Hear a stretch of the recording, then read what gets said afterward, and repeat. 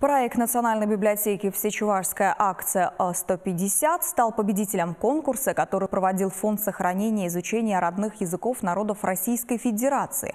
Полмиллиона грантовых средств пошли на реализацию интерактивной площадки, которая будет работать на базе действующей выставки, посвященной 150-летию новой чувашской письменности.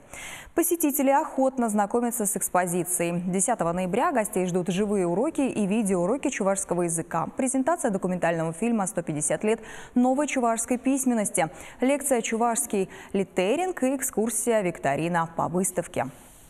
В этой акции будет множество площадок, мероприятий. Первое из которых – это дискуссионное шоу мы запишем. Мы заказываем производство небольшого документального фильма, посвященного сохранению чувашского языка, собственно, нашей вот этой выставке.